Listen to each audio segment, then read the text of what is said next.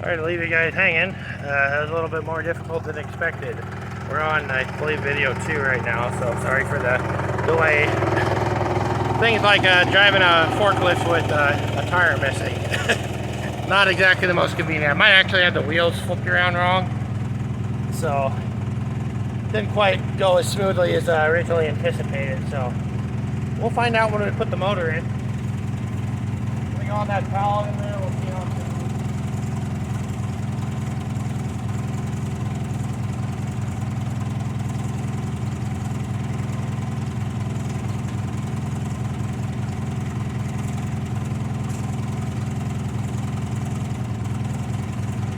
It's going to be interesting.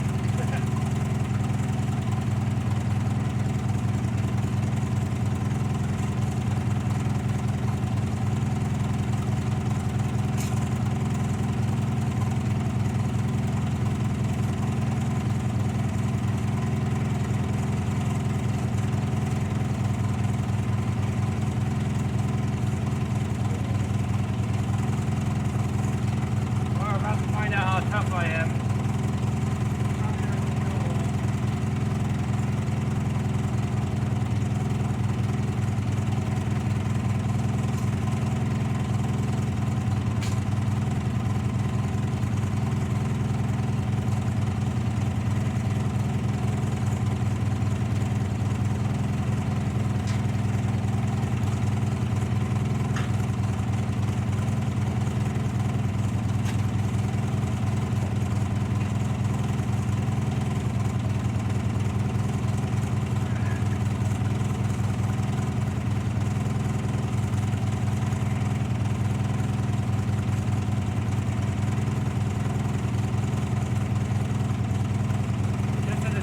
For you guys, this is why you buy a forklift.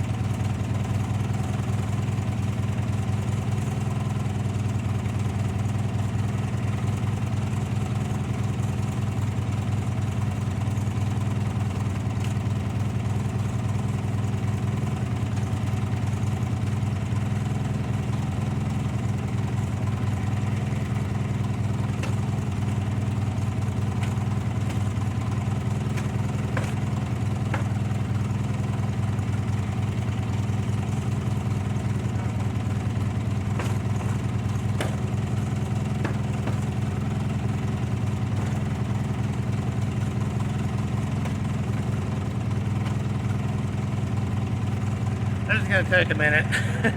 We'll be back. Alright, brought the sledgehammer out, tapped her under there. See if it moves.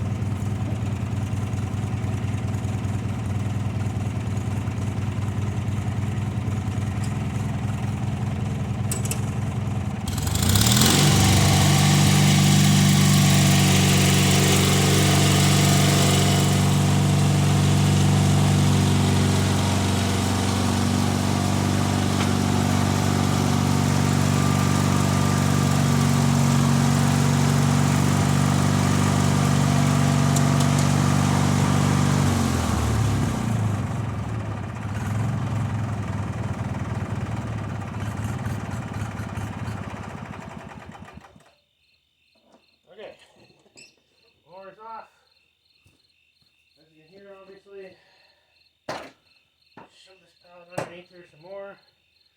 More sledgehammering required. Try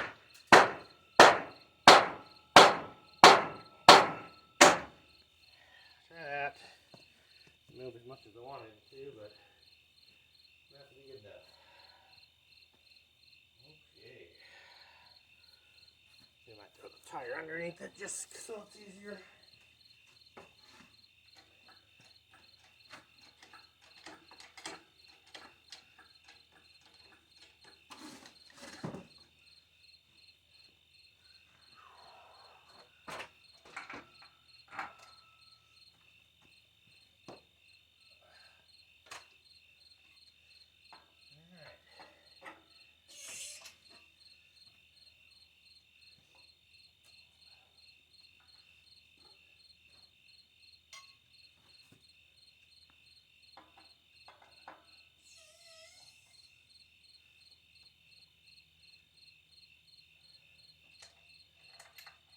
Alright, there's one 2.3 liter off the engine hoist. Now you're probably wondering, how are you going to get those legs off of that pallet? Well, don't worry. I was thinking ahead.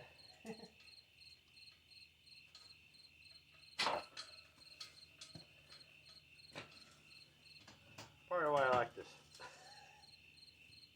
It's definitely handy for that.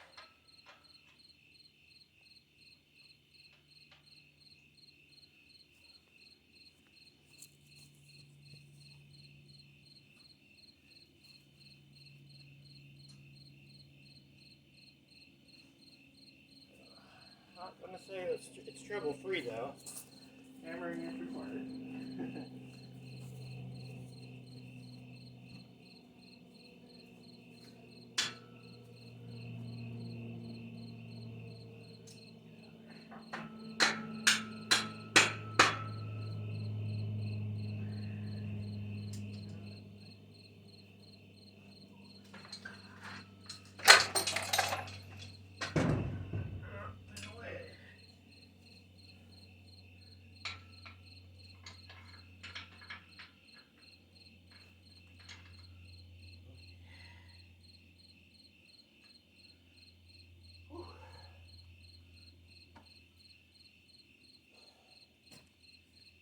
Workout, just do that.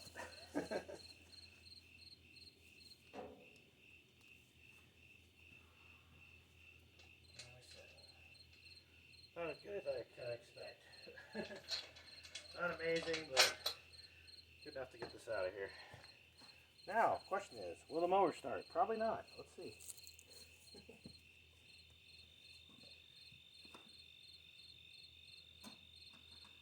Hey, guess what? Guess who was right?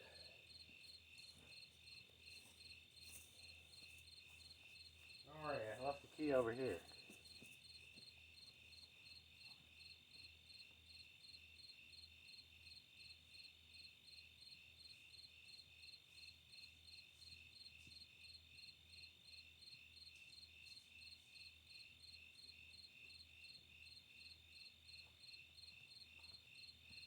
Key in hand. You can see me. Key in hand. Let's see if we can get it started. Come on, Bessie.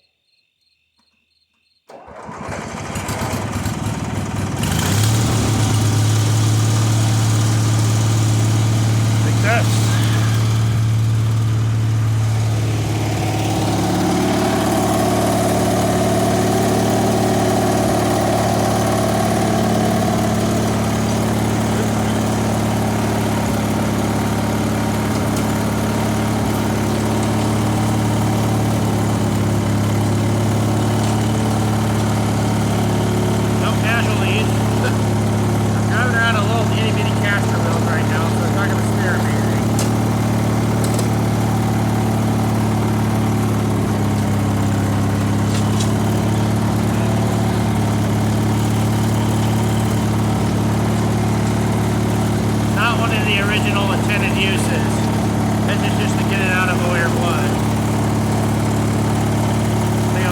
Up on the driveway or concrete pad there, and I'll give you a walk around on the Ranger.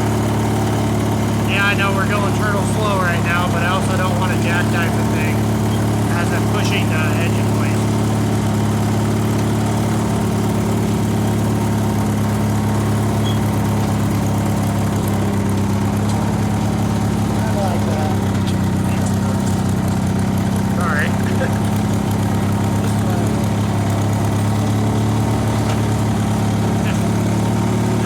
Sideways right now, no big deal.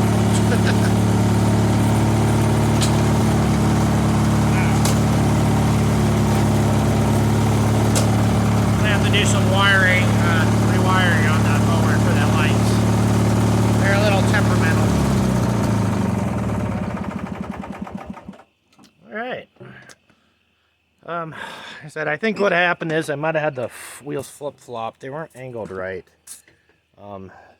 The angle of these wheels is pointing outward, so I didn't want to steer. So that was part of my issue. As you can see there, that's part of our problem. Also why we didn't do the transmission here at the house, because there is way too much crap in the way.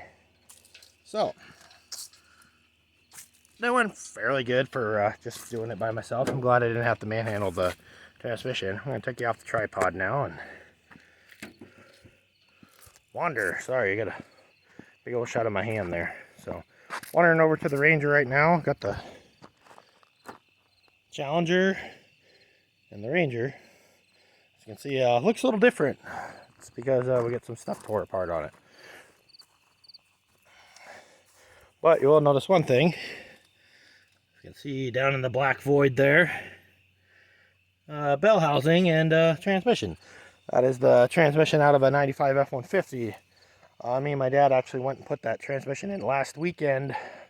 We drug it to the shop here in town where I work, and it was a fight. It took a good 4 hours to get that sucker in there.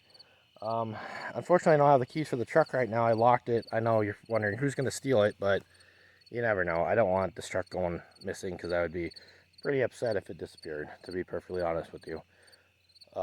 Anyway, transmission got it in there. It's a 5-speed, 2-wheel drive F-150 transmission. It's a 95 F-150 that it came out of. At least that's what the previous person that I bought it from said it was out of. Also where the clutch and all that stuff came from too, and the flywheel. Because the engine that's going into this truck was originally attached to an automatic transmission, which is that blue Ford pickup right there. That's what that motor originally came out of, at least since I've owned it. Anyway, got a 5-speed put in it. Dad went ahead and if you can, I don't know if you can, yeah, you can kind of see the shifter in there, the rusty part, and then the 8 ball on the top there. We got the shifter, we heated the shifter and bent it a little bit, because the F-150 transmissions, at least this particular one, the shifter is 8 inches farther forward than the Ranger transmissions.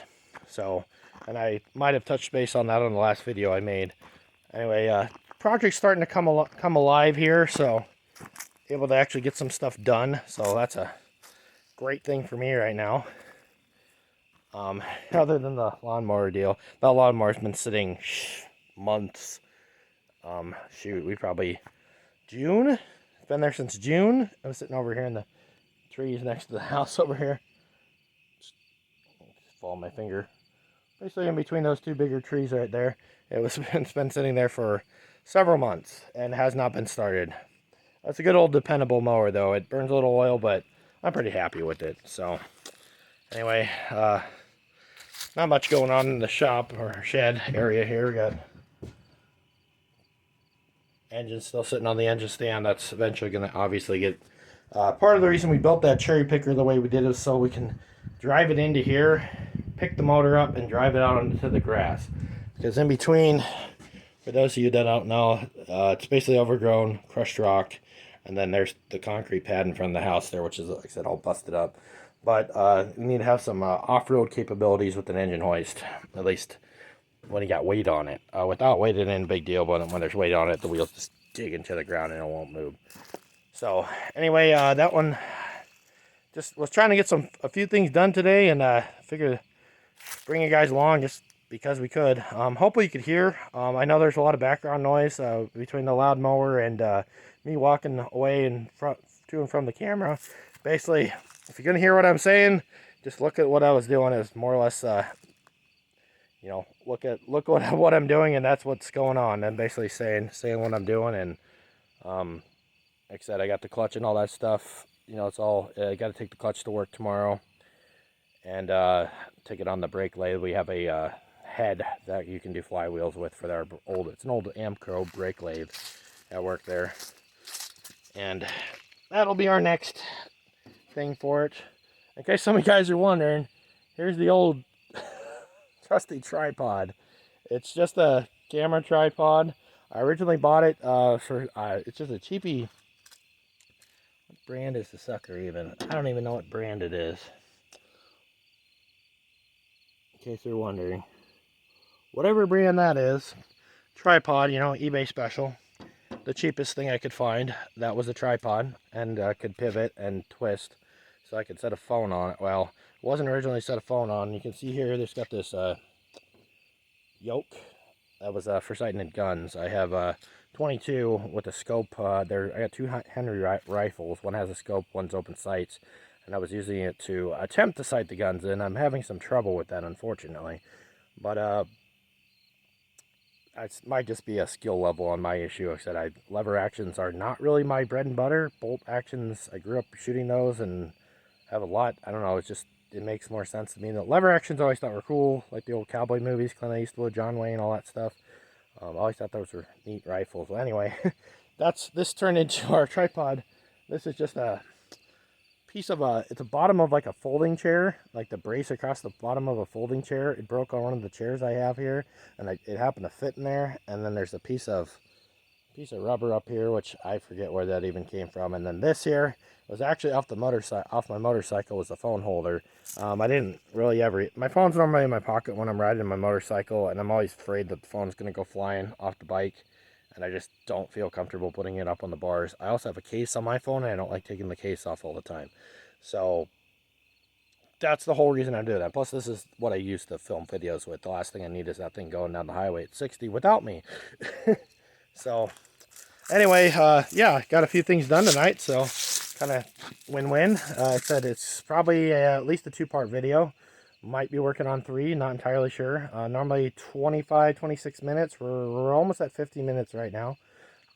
So if it turns into a multi-part video, my apologies. It was just me just trying to get some stuff done. Like I said, kind of excited. Got a few things going.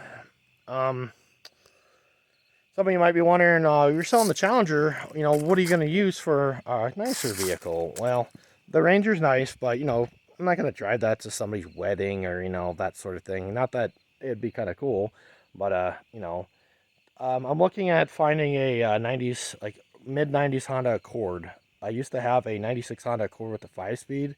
Had a F22B2 or a 2.2 liter for those of you that don't know Honda lingo. I'm not really a Honda guy. I just happened to I worked at a Ford dealership for a couple years, and somebody traded one in, and it was clapped out. Don't get me wrong. It definitely had its share of issues, but the thing just, I couldn't believe how well it just run and drove. The air conditioner worked on it. It had 230-some thousand miles on the thing. I put a timing belt on it, did plugs, you know, just did the whole maintenance things. It needed all new front end parts. That was all trash.